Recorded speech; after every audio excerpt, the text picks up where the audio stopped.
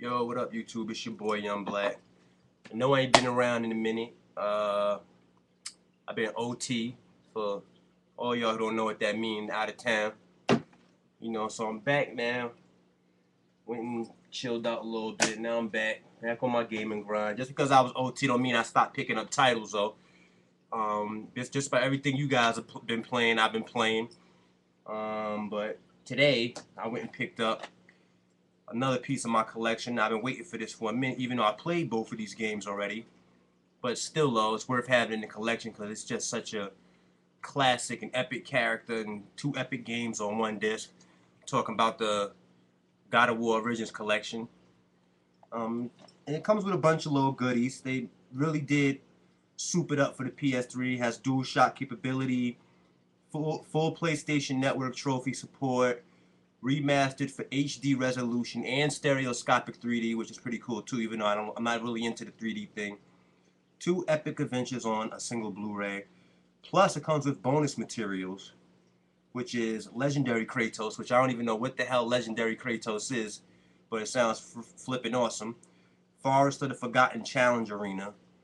I didn't remember playing that, but that came with, I think, God of War, I think the first one, Chains of Olympus. I believe it came with that. And then they have the God of War Game Directors Live, which I already got because I bought the collector's edition of God of War 3. And I'm just going to unbox this quickly because I got a couple other things I want to show you guys and talk about.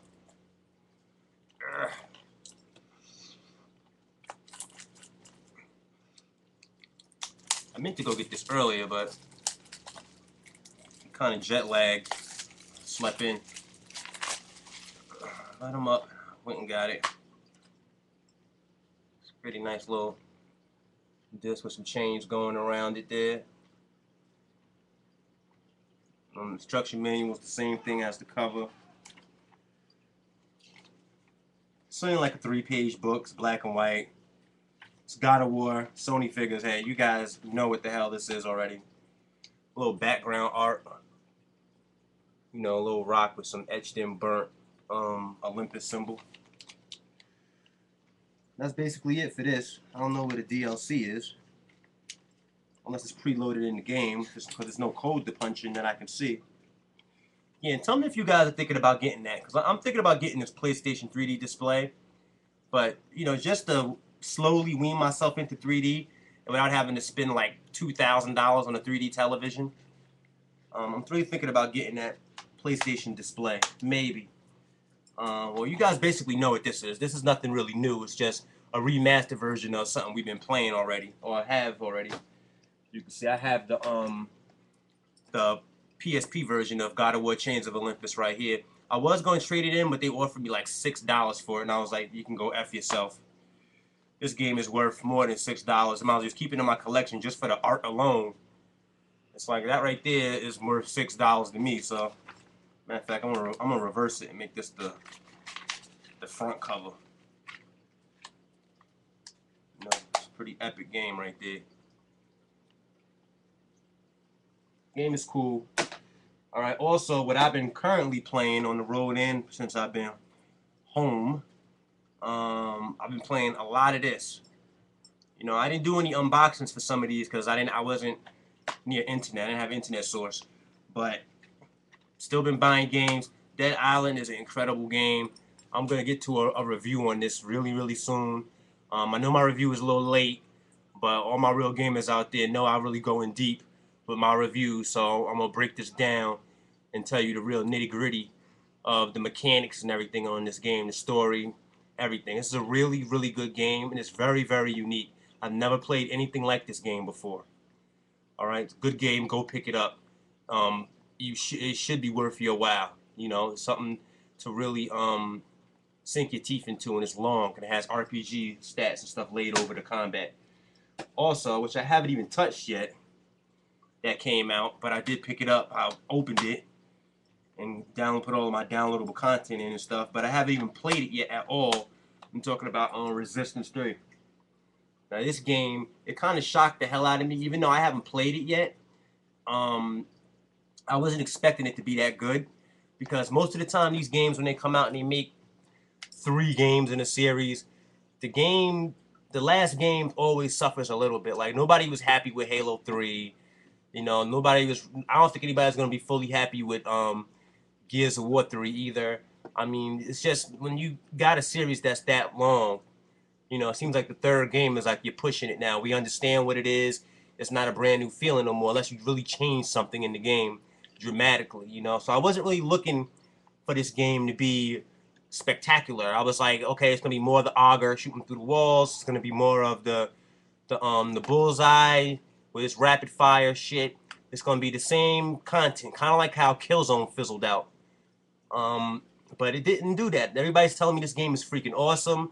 I'm seeing high reviews for it. They're giving it a 9.0 on certain websites. I think IGN gave it a 9.0. I was just like, wow, really? You know, and I still haven't heard a lot of buzz about it. Like, normally when games are this good, you see them posted on every website, like as the poster page, like on the sides and everything, like it's everywhere.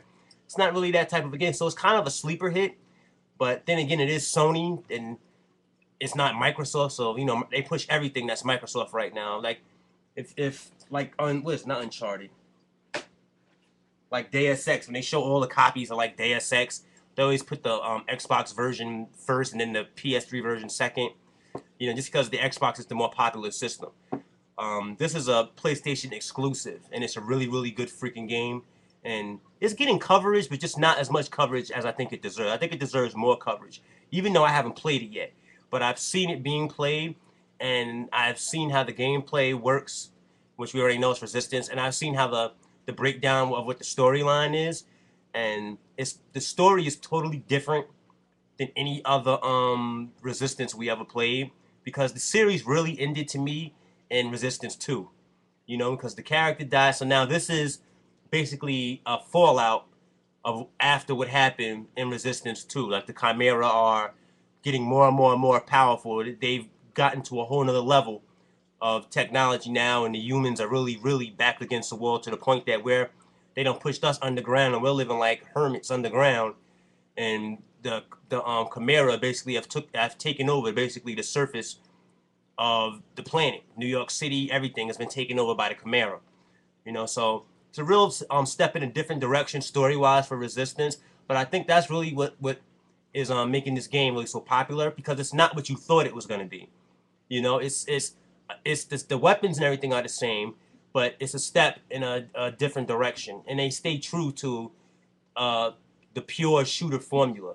Like how in the first Resistance, the more you use the weapon, it would upgrade itself. It would level up by how much you used it. Like, that's just pure shooter mechanic type shit that is old school that you don't see in games anymore. Nowadays, you got games like Halo and Gears of War where you might only be able to carry 2 guns at a time. You know, to add realism to the game. This guy can carry as many weapons as he can find. You know, and on the multiplayer is the same way. The longer you stay alive in multiplayer, the more weapons your character will accumulate. So it really makes you want to stay alive as long as possible in multiplayer. You know, so little things like that. And also, because you bought this game, don't think you won't play Resistance 2 multiplayer, because this multiplayer is way different than the multiplayer in Resistance 2.